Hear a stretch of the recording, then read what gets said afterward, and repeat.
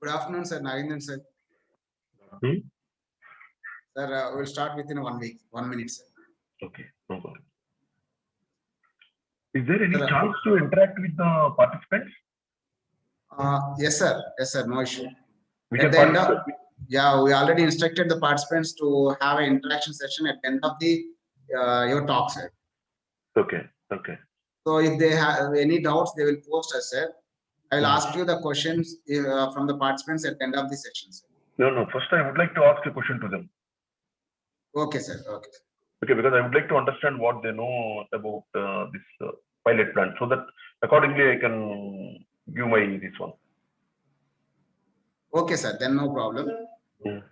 Okay, so I will introduce you to the audience, sir. Later, I will hand over the platform to you. Then you can share your screen and you can start your sessions.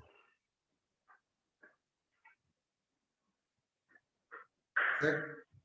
Yeah.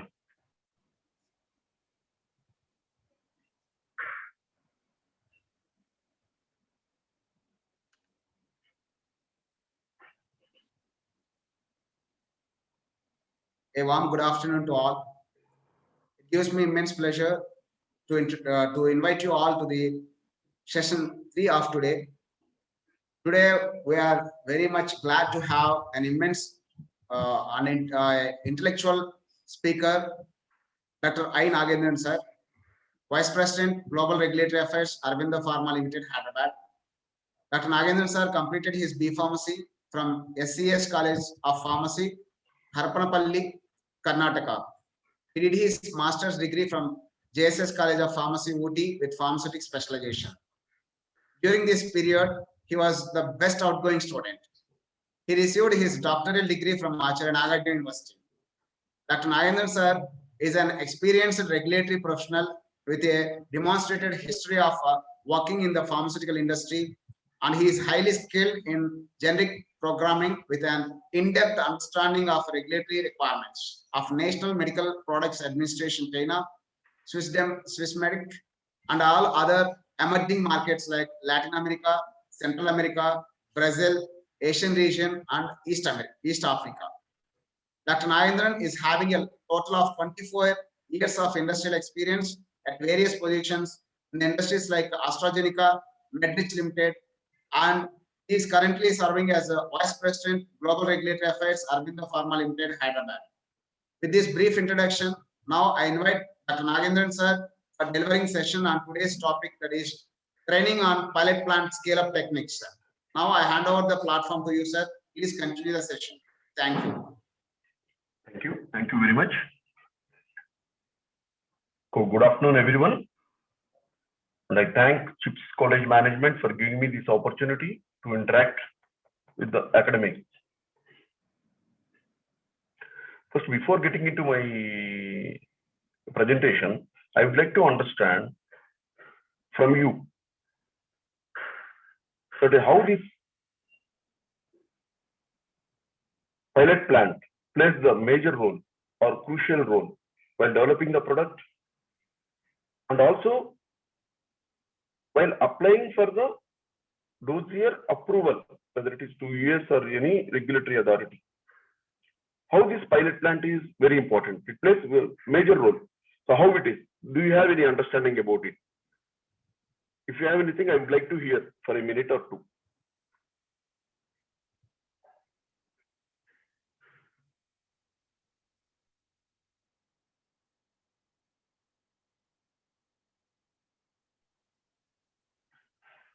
Dear participants, any one of you can unmute your mic and you can respond to this our question.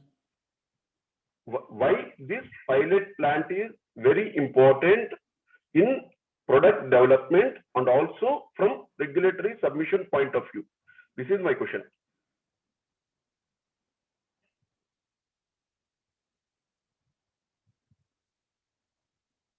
Dear participants, one of you can respond to the SARS question. Okay, fine. I myself will come back. Okay.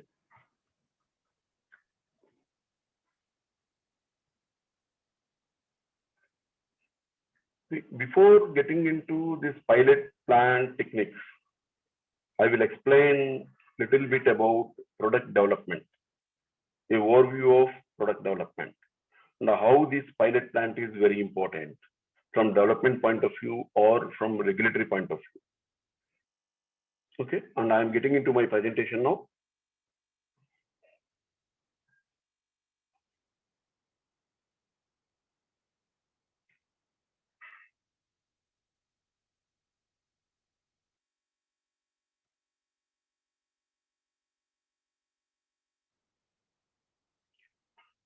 Is it visible? Okay. So today the points to discuss are product development and regulatory approval process. While explaining this product development and regulatory approval process, I will explain from regulatory point of view how the pilot plant plays the major role. Because that is the only one very important from regulatory point of view. Not before or not after. Of course, before also it is some importance is there, but the major part from pilot plant. Then I would like to speak little about the post-approval changes and how these post-approval changes are classified in various countries. And why I would like to discuss here about post-approvals means from regulatory point of view, after getting the product, we need to maintain the product for lifetime. In the process, a product will change, will undergo several changes. But all these changes, while doing all these changes, again, pilot plant comes into the picture. So that is the reason to make you to understand the importance of the pilot plant while developing the product, not only while developing the product, even while maintaining the product for lifetime. I would like to discuss little about the post-approval changes after getting approval. Okay, right.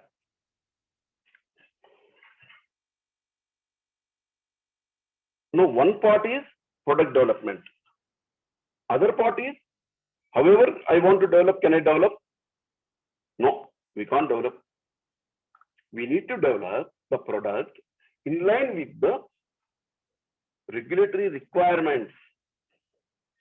So being a regulatory professional, it is my responsibility to see that while developing the product or while getting the product manufactured at pilot plant or in future at commercial plant, it is my responsibility being a regulatory professional to ensure that at every stage of product development or at every stage of product manufacturing, it is regulatory compliance is taken place.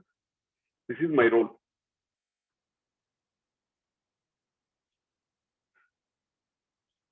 So now, okay, I identified the molecule or management has identified the molecule to develop a product for certain target country, some country, okay, a molecule into some country, some part of the world.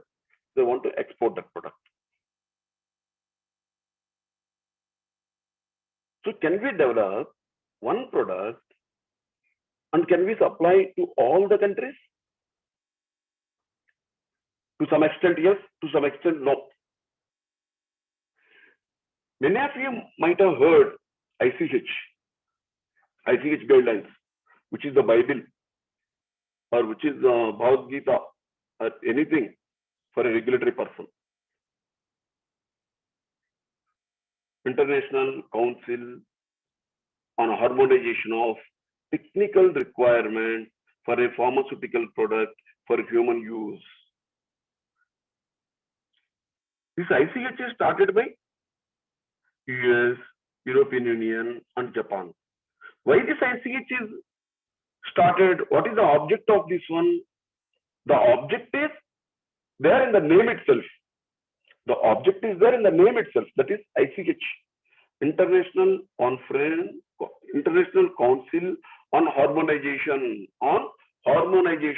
of Technical Requirements of Pharmaceutical Products for human use. Why this has come into picture? Suppose every product will have its own requirements. Sorry. Every country will have its own requirements. Suppose as a generic product developer or as an innovator product developer, can I develop same molecule? Let me say paracetamol. Paracetamol, can I develop one formulation for Europe, one formulation for US, one formulation for Japan, something like that? Then what is the resource? What is the expenditure? What is the time we take? So in order to reduce the cost of development, this ICHS harmonized the technical requirements for developing a pharmaceutical product. Though they are harmonized, though this US, Europe, Japan are the principal starters of this ICH, they only started. They are the main members, first three members. But still, there are some unique differences or unique regulatory requirements which need to be complied by the developer or a manufacturer. So once we identify the molecule, suppose the management has decided that the product should be targeted for US, Europe, and some emerging markets, let me say. Then how the product should be, how we can start? I think as many of you must be knowing, how do we start? It is with the, first we get the R&D, reference listed drug or innovator drug. Innovator product, we get it and we do the characterization. Because I am experienced only in generic, so I am speaking from generic point of view. So when I develop the generic, we get the R&D and we do the characterization of that R&D. Then that's how we identify the excipients to develop the product, generic product.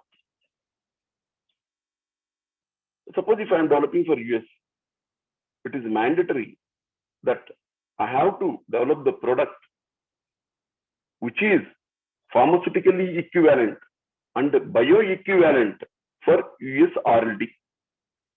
If I say I will prove my product is pharmaceutical equivalent and bioequivalent with Europe innovator, but I need approval from US, no, it will not come. We have to prove product pharmaceutical equivalence and bioequivalence on US R&D only. Similarly, for Europe, on Europe R&D only. For Japan, yes, it is only on Japanese R&D only. Either US R&D or Europe R&D is acceptable in majority of the emerging markets like Ukraine, Russia, or Singapore, Malaysia, or you take African countries, or you take some Colombia, some Latin American countries, Panama, Costa Rica, all these countries, or Middle East countries like Saudi Arabia or European UAE, all these countries, they will accept if you develop the product either in line with European R&D or US R&D. But the specific difference is the product can be same in terms of qualitative and quantitative composition, and the manufacturing process, product can be same, but that product must be proven pharmaceutically equivalent and bioequivalent for US R&D to file in US, and it is pharmaceutically and bioequivalent against Europe R&D to file in Europe. Then how to prove if it is pharmaceutical equivalent and bioequivalent? And I think many of you must be knowing OGD, Office of Generic Drugs. Office of Generic Drugs, which is available with the USFDA website. Or OGD, if you type in Google, you will get it. And for any product, you can type there. If you type any product name, whichever the product you want, they will write there how the product should be proven pharmaceutically equivalent or bioequivalent. For example, I will tell you any product you take for US, pharmaceutical equivalence means both test product and innovator product has to be complete analyzed as per the specification, as per the given specification, and it has to be comparative dissolution studies, F1, F2, comparative dissolution studies. There is similarity factors in vitro, we have to prove. Then in vivo, bioequivalence study. That is, for US, we have to do a fed study, fasting study.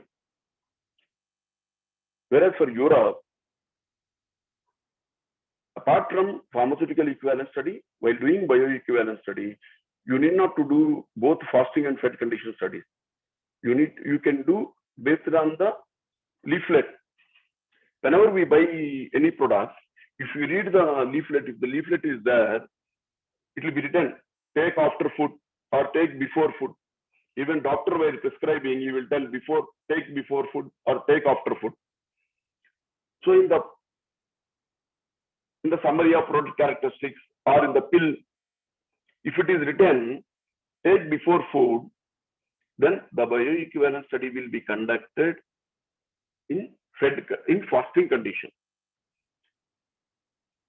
If in the leaflet, if it is written, administer the drug after food, then bioequivalence study will be done in fed condition. This is for Europe. For US, irrespective of that, you have to do fed condition or fasting condition. Though the product can be same, the qualitative, quantitative formula and the manufacturing process would be same, but this bioequivalence studies will vary for US and Europe. Similarly for Japan. And one more difference, for US and Europe, you can do bio studies in India. You can do in India. If the clinical facility is approved by US FDA and one of the European regulatory authority, it is approved. In such facility, you can do that bio study either for US or Europe in India. Whereas for Japan or for Brazil or for Russia or for Mexico, for these countries, you have to do that bio study you have to do that bio study on that country population. In India, if you are doing it on Indian population. No, for Japan, it should be on Japanese population. For Brazil, it should be on Brazil. Then Russia, it should be on Russian population. In Mexico, for Mexican population. So we have to conduct the bioequivalence study in those countries, their clinical facilities. And before conducting that, the protocol should be approved by respective regulatory authority. But for all these countries, more or less out of 100 products, suppose if you develop 100 products, at least 90 products will be, formula and process will be same. But this bioequivalence thing or in vitro dissolution studies will vary, will change. And few country specific things will be there, which we need to take care. Okay, so selecting the R&D, identifying the right R&D after identifying the targeted markets is very important to initiate while initiating the development of the product. Okay. The second point we'll talk later. Now, you have identified the molecule and you have identified the targeted countries. Then development will start. Basically, development can be considered in as 4 stages. In first stage, what we do? Literature survey about API, about formulation, about primary packing material. What is primary packing material? Packing material which comes in direct contact with the product is called as the primary packing material. That plays the major role in product stability. That plays the major role in product stability. So primary packing material is very important while developing the product. Then pharmacokinetics, how that API behaves in vivo. Then stability data. If already some stability data is available in the net, in the literature, we see that how the product is stable, which impurities are growing, at what condition it is growing. You must be knowing stability studies are different conditions based on the country. The temperature conditions will vary. The humidity conditions will vary. So entire world is divided into four zones: zone 1, zone 2, zone 3, zone 4. Zone 4A is further divided into zone 4A, zone 4B because of its high humid countries like India, Brazil, Malaysia, Singapore, Vietnam, many African countries. There are so many countries where the humidity is more. For those countries, zone 4B countries we call. So 30 degrees centigrade, 75% relative humidity. At those conditions, the stability should be generated. But all the products will not be stable. at those harsh conditions. And in maybe some products are stable in alu pack, but not stable in aluminum PVC pack, PVC alu pack. So identifying the right primary packing material plays the major role. Because in 25-60 countries, zone 2 countries like US, Europe, where the temperature is cold, no humidity at all, not much humidity, not much high temperatures, so that the product will be stable. But the product will not be stable at 30 degrees centigrade, 75% or relative humidity. Many products. That's why the shelf life will be less if you observe. In those countries, shelf life will be 36 years or 48 months. But in our countries, the shelf life will be 24 months or max 36 months. So the stability data is very important to establish the shelf life of the product. So to establish the stability study, to ensure the product is more stable, what is important, apart from developing a robust formula, robust manufacturing process, having the right primary packing material is very important. Okay, then the second very important point is patent survey. Why this patent survey is important? Suppose the patent is there, a compound patent is there till 2030. Why to develop in 2021 the product? Because generic development will take hardly 1 year, 1.5 years. Then generating the data, stability data for 12 months, then I can submit. That means 2 years, 2.5 years I can submit. Then getting approval, max 2 years, maximum 2 years you take. So 4.5 years. Suppose the product needs to be launched in 2030. It is better I develop during 2025 or 26. Right? Why to develop now and why to invest my money? Right? Or otherwise, patent survey. Some products,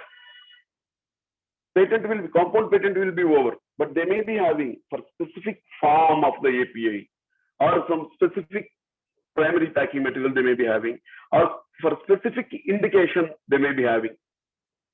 In that case, we develop the product without claiming that indication, or by using alternative form. Suppose clopidogrel form 1, form 2 are available. Form 1, patent was there till 2020. So earlier product got developed by many generic players with form 2. Similarly, Vorenjapine, where 2 forms are there. If one form is patented, other form we will use, because we should not infringe the patent. The indication, suppose if a product has got multiple indications, but one indication is patented, other indications are not there, then I develop the generic product with these indications, and whatever the patented indication is there, I will not claim that in my leaflet. So like that, patent survey is very important to understand whether to start the development or not, or if we start the development, what are the things I should take care. Otherwise, it will become legal cases. We lose a lot of money in legal cases. Then API and inactive material sourcing, excipient. Why sourcing is very important? Wherever you want, you can buy. No, we cannot buy from wherever you want. There may be some hundreds of manufacturers for one paracetamol. If I am developing paracetamol for US, I must develop the product. I must buy the API from the US approved API source. Suppose if I am developing the product for Europe, I must develop the product by getting the API from EU approved API source. It is like that. I cannot buy, suppose if I'm for India, from anywhere you can buy. Cost also comes into picture, cost. So what is important is while sourcing, while identifying the right source for API or excipients or primary packing material, what is important is regulatory compliance is very important. Second thing is commercial point of view, pricing is very important. So considering these 2 points, the sourcing of the API will happen, regulatory compliance and pricing. For technical people, we look at regulatory compliance. This pricing is commercial point of view. Purchase people, they will take care. Then coming to 4th one, analytical development. Whatever the methods we develop today to release the product, the same thing should be used while conducting the stability studies for a product. For stability studies using different product and for releasing the product for different methods is not acceptable.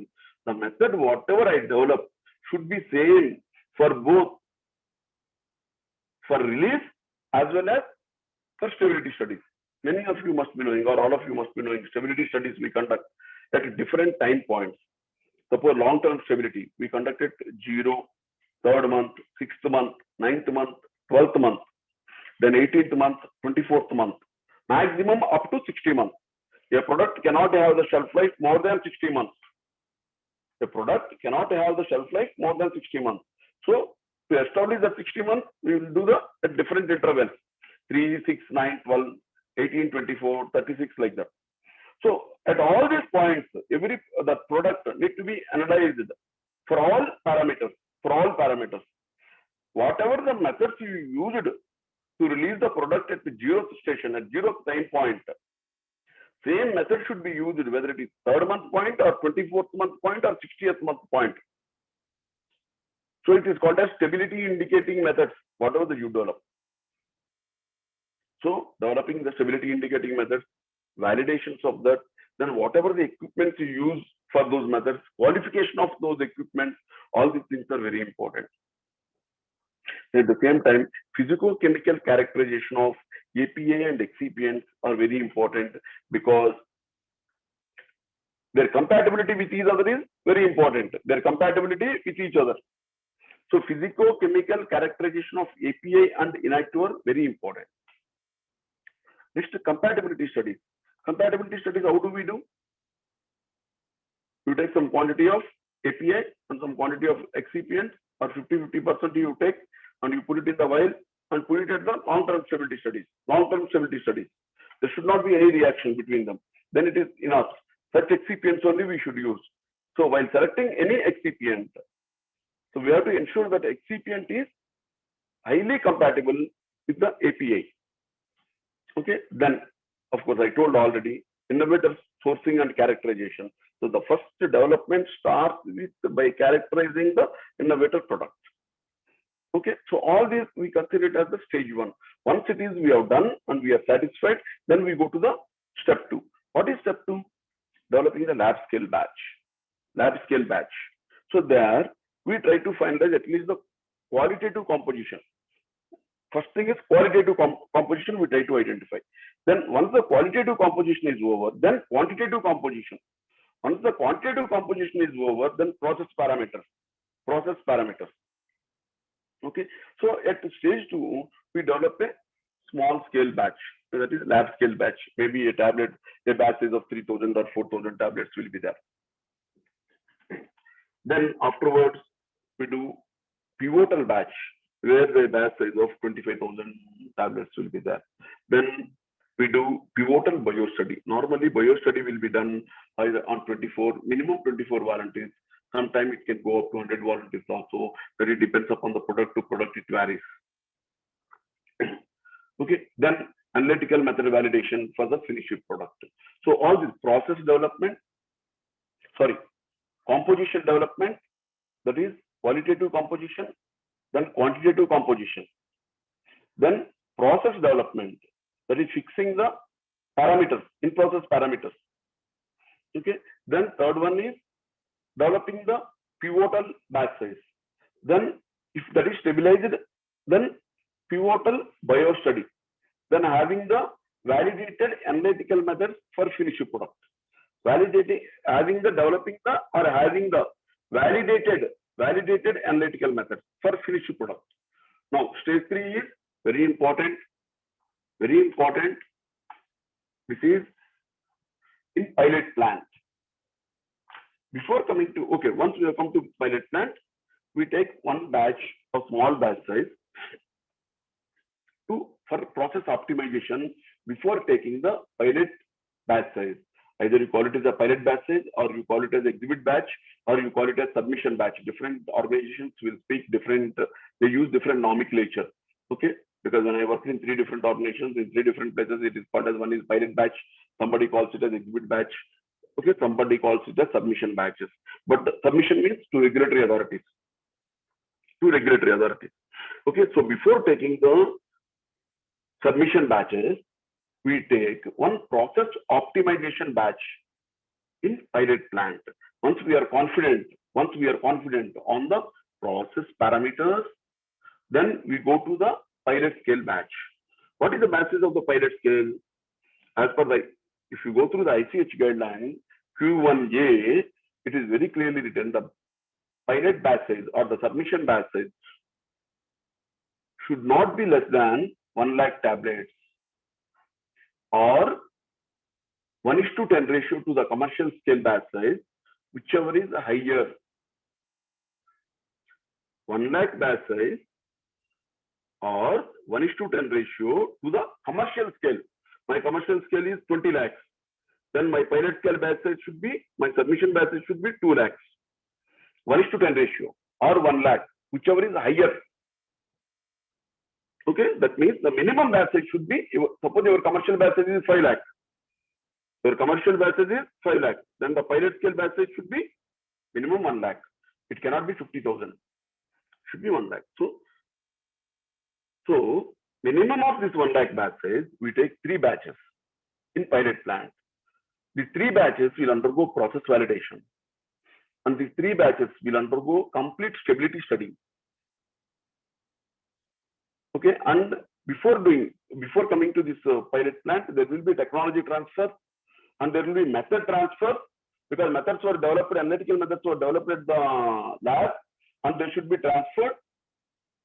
And at the same time, technology transfer should happen. Then we take the exhibit batches, 3 exhibit batches. The 3 exhibit batches should be same batch size, and the 3 batches should be process validated. Then the 3 batches should go for the long-term stability data and accelerated stability data. Accelerated stability data. What is this accelerated stability data? 40 degrees centigrade and 75% relative humidity. 40 degrees centigrade, 75% relative humidity. Why this accelerated? To understand the degradation pathway of the impurities. In every product, there will be impurities.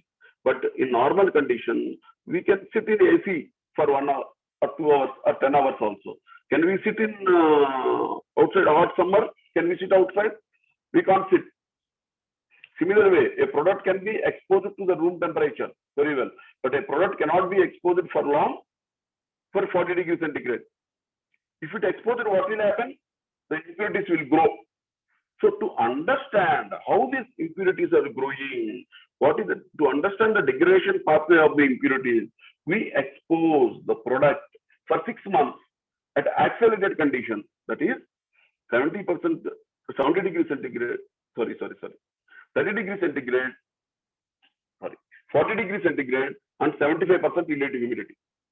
This is accelerated condition. So the submission batches will undergo accelerated conditions and long-term stability conditions. Accelerated conditions are for 6 months and these long-term conditions are minimum 24 months, maximum 60 months. Okay, so this data will be used to submit in the targeted country to get the approval by proving products quality, safety, efficacy. And the sample from these pilot batches only will be used to conduct the bioequivalence study. So please understand, the batches which are manufactured in pilot plant are subjected for process validation, subjected for stability studies, and subjected for bioequivalence studies. So here, when you are doing the process validation, you are proving that your process is robust and it is giving the consistent results. Same results it is giving. By doing stability study, you are trying to prove that your product is stable at the room temperature or at 30 degrees centigrade for long-term studies. Okay, and by doing stability studies, you are proving that this product is stable for 24 months at this temperature conditions, at this humidity conditions, in that particular primary packing material. In that particular primary packing material. Suppose if you buy any medicinal product, when you see on the label, store below 25 degrees centigrade or store below 30 degrees centigrade. Suppose if the product label, it is written store below 25 degrees centigrade, that means the product was stable, the product is stable at 25 degrees centigrade. the product is not stable at 30 degrees centigrade. If suppose if the product is written on the label, if it is written store below 30 degrees centigrade, the product is stable at both 25 degrees centigrade and also at 30 degrees centigrade. Understood?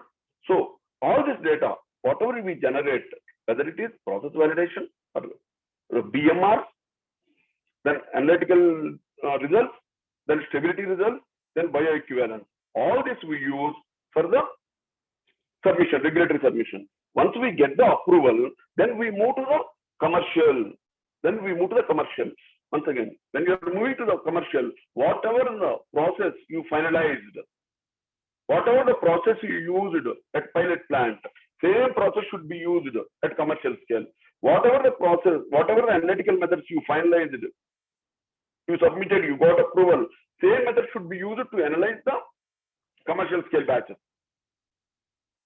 You got my point? That means the method or the process or whatever it is, whatever the parameters you fixed for a pilot plant, the same thing should be used while manufacturing the commercial batches.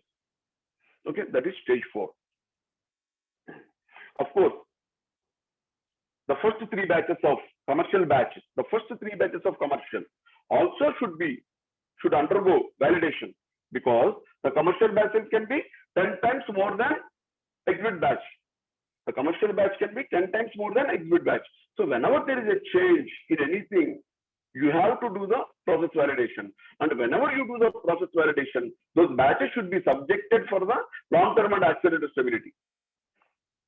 Whenever any change is there, whether you change batch size, it is mandatory you do, because in pilot scale, it is small facility. That is why the regulatory authorities have given 1:10 ratio to the commercial scale. So a small batch, there is an increase in the batch size. When there is an increase in the batch size, you have to do the validation, and you have to ensure that your same process, whatever you developed in pilot plant, is giving the same results here also, though you increase the batch size. The same analytical methods you have to use. And again, they have to go for the stability studies. Okay, this is the 4th stage of the development. That is, stability development is completed. Suppose while doing the commercial batches, you identified some process problem. Your process has worked very well for 1 lakh batches, but not working for 10 lakh batches. Of course, it will happen sometimes. Then you can't use those batches for the commercial purpose. You can't. Then again, you have to go back to your pilot plant. Again, you have to optimize your process. And suppose if you are not able to solve the problem, if you are forced to do any changes in your process or in our qualitative quantitative composition, again you have to finalize your new formula, do the validation, then you have to submit the change to the regulatory authority. Then you get the approval, then you take it to the commercial. You got my point? Suppose if whatever the process you developed is not working at commercial scale, then again you have to come back to pilot plant. You have to do troubleshooting, solve the problem without changing the formula or process. Then you go back and you do the manufacturing, you validate, you prove all your this is coming in line with the approved results, then go to the market. Suppose if it is not happening, then come back here, develop the new formula, inform this change in the formula or inform this change in the process to the regulatory authority, get the approval, then use the approved method or approved formula for commercial batch. Hope I am not confusing you. If any questions, you can ask me. You are free to ask me. Now,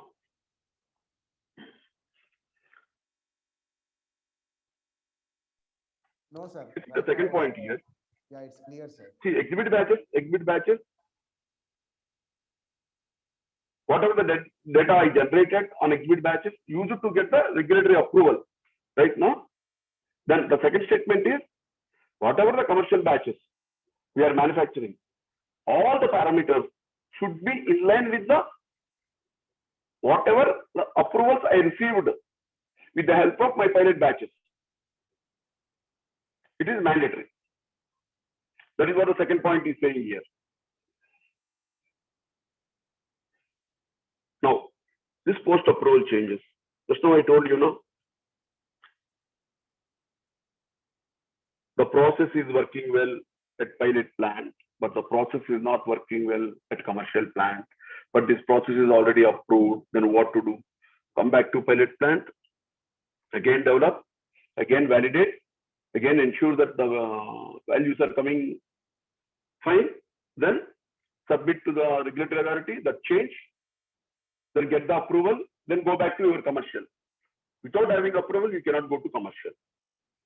Okay, now let us see what type of changes are there, why these changes are there, why these changes, how each country will handle these changes. Okay, let us see that one. Why these post-approval changes will happen?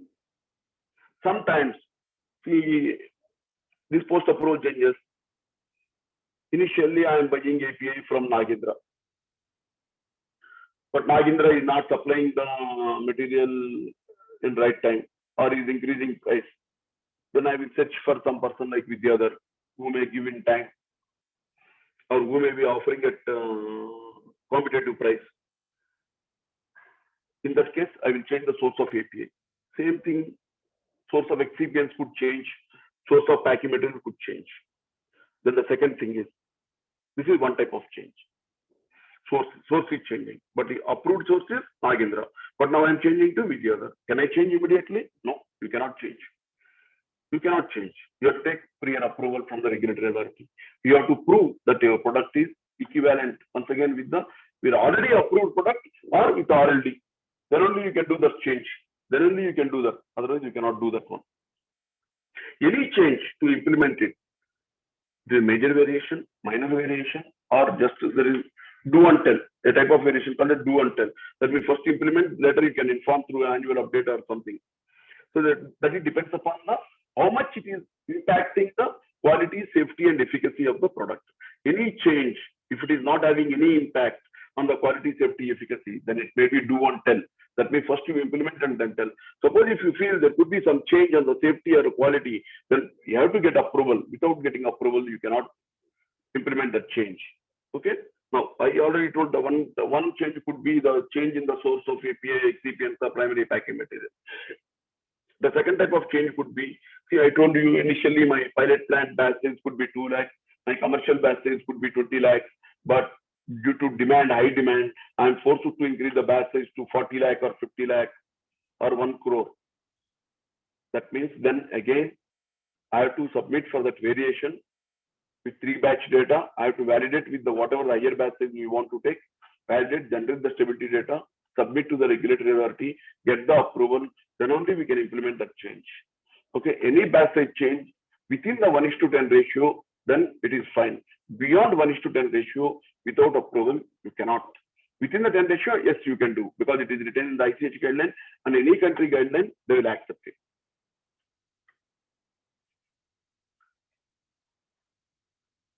Suppose I have one plant which is not meeting the commercial requirements. The capacity is only some 200 million or 400 million, but my requirement is 1000 million. So I will develop a new facility. So additional facility, adding the second facility. So that will become the major variation. Without approval, I cannot shift the facility. I cannot go to second facility without having approval. Now, how this post-approvals are categorized? Post-approval changes are categorized. Once again, this categorization is purely based on how they are impacting quality, safety, efficacy. How they are impacting quality, safety, efficacy based on the terms. So let us study like this. How it is treated in US, how it is treated in Europe, and how it is treated in globally, other countries, emerging markets. Here I am not talking about Japan or anything. Okay, I am talking about other emerging markets.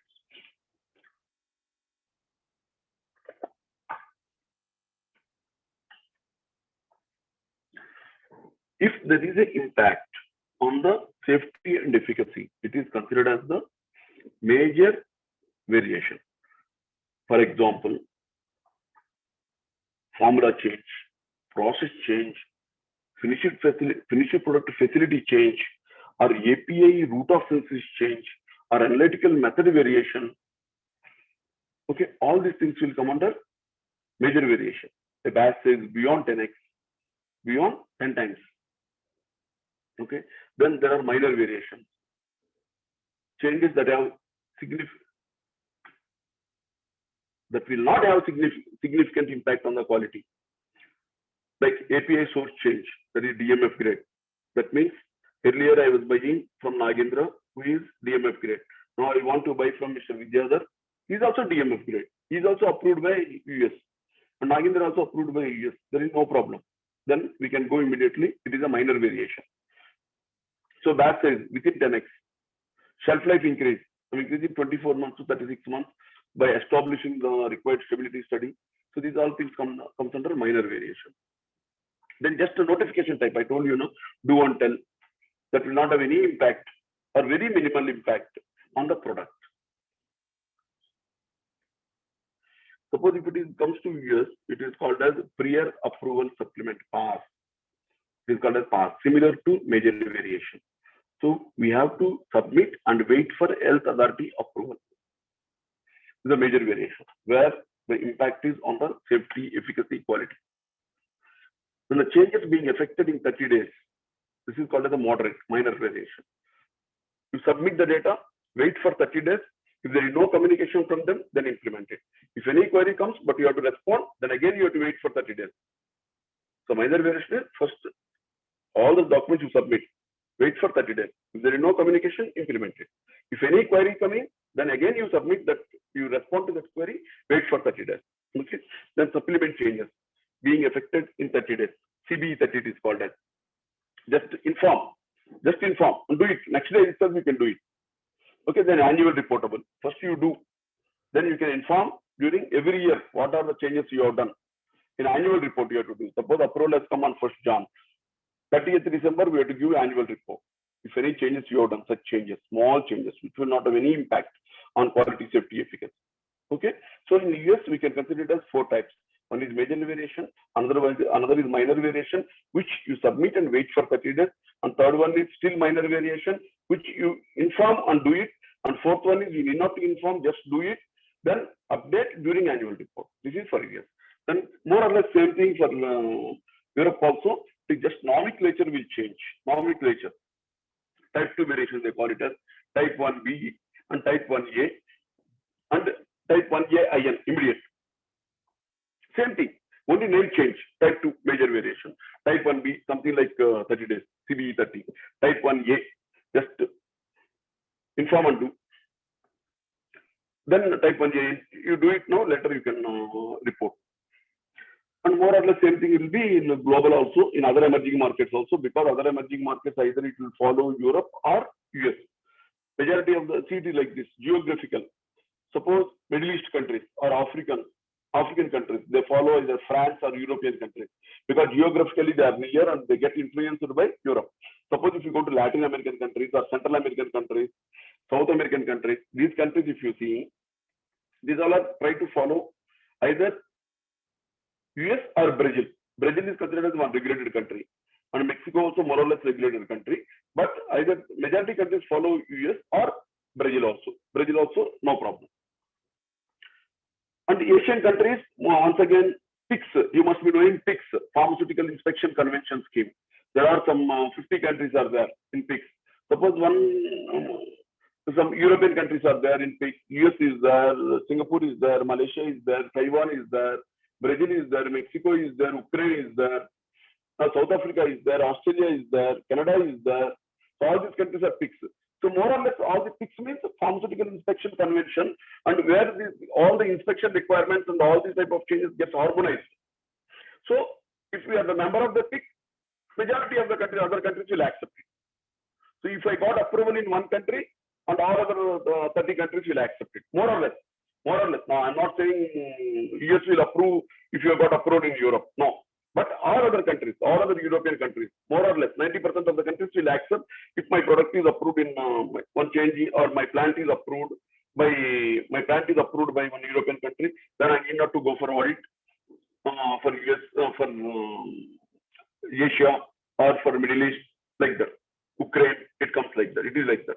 So PICS is one important regulatory organization which we need to know about it. Okay. Now coming to conclusion, this pharmaceutical life cycle management is the process of managing the entire life cycle of a product, including its research, design, manufacture, service, and disposal. So this life cycle management is from development to post-approval changes. Then from manufacturing to till it reaches to the commerce.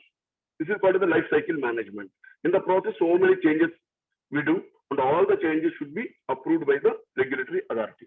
In all cases, the product should be designed to whatever the change or whatever you do, whatever the norm you keep. Ultimate aim is to ensure that a safe, effective, and quality product reaches to the patient. That is the entire object of the regulatory authority or a regulatory profession like me in the organization. The right product, a quality, a safe and effective product gets released from my company. It is the role of the regulatory authority. Okay, thank you. Thank you very much. If you have any questions, please ask me.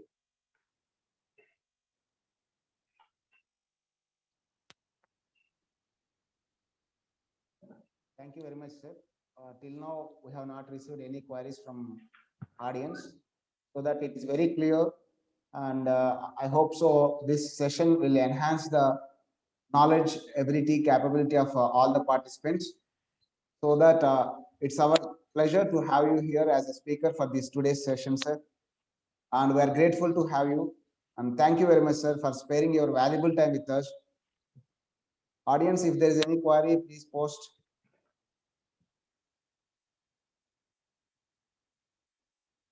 Thank you, sir. There is no query. So thanks a lot. And dear participants, tomorrow at 10:30 p.m., day after tomorrow on Monday at 10:30 a.m., we will have one more session and we'll meet you soon there. Thank you all. Thank you, sir. Namaste. Thank you, Andy. Thank you very much.